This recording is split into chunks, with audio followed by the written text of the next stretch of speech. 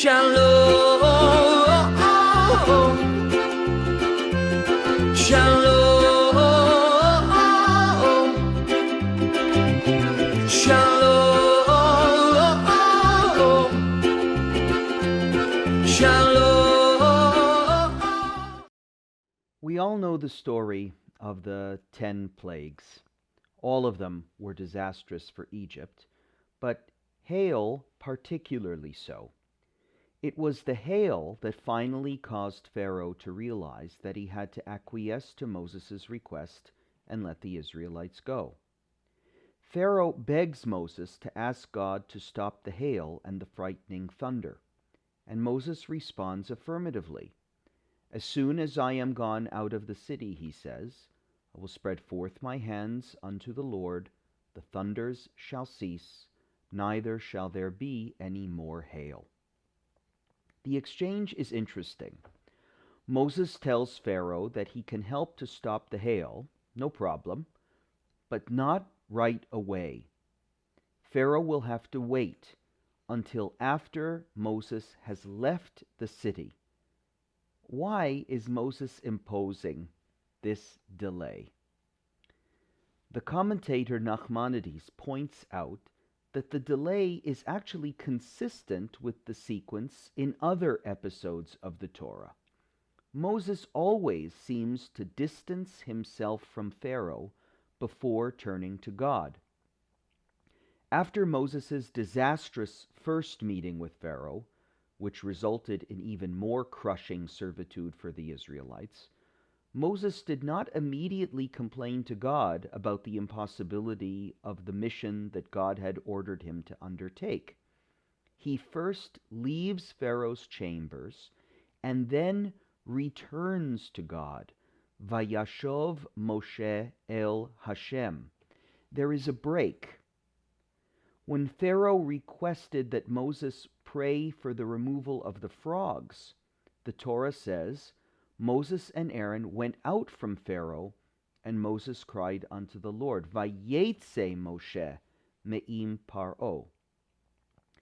And in agreeing to petition God for the removal of the beetles, Moses says to Pharaoh, Behold, I will go out from thee, and I will entreat the Lord. Hine anochi yotzei me'imcha, ve'he'etarti el Hashem. The Torah consistently references a separation from Pharaoh before Moses petitions God. Rashbam notices this and claims that Moses always returned to the same special place where he communicated with God. Beno Jacob, another commentator, speculates that that place was Mount Horeb.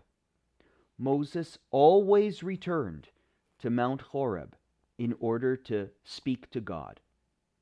Unlikely, given the very long distance from the capital of Egypt, but plausible. And these comments, that of Rashbam and Beno Jacob, are consistent with an important idea in Judaism, that a person should have a dedicated place for prayer. This is called a makom kavua, a dedicated place. The Talmud cites Abraham as the initiator of such a practice and says that anybody who acts similarly will be aided by the God of Abraham. Kol hakovea makom litfilato, Elokei Avraham be'ezro. Moses couldn't pray properly unless he was in his usual place. It is this interpretation that I find particularly difficult for us to hear on this Shabbat, where we have decided at Beth Tikva again that it would be best for us to close our doors temporarily.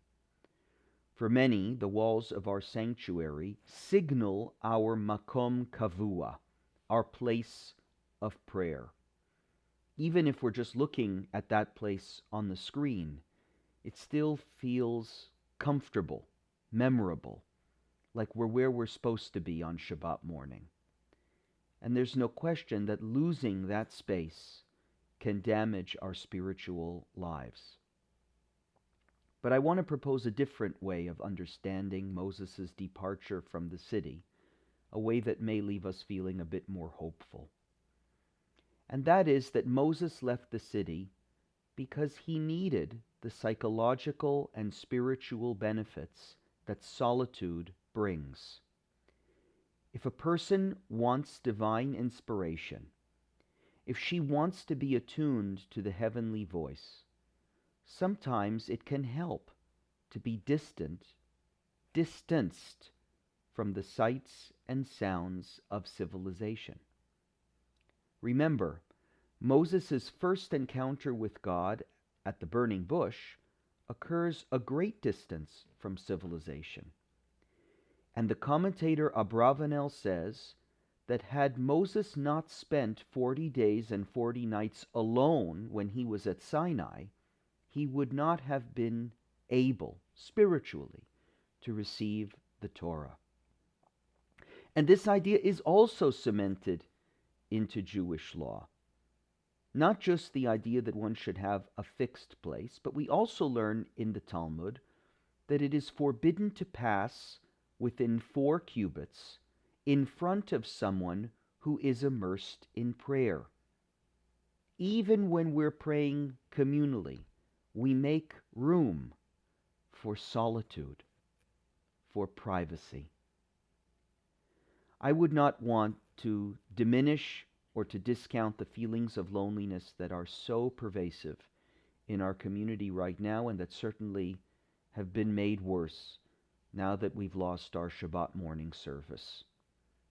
But I would challenge those who say that they are unable to have a proper prayer life without a rabbi, without a chazan, without the comfort of shul.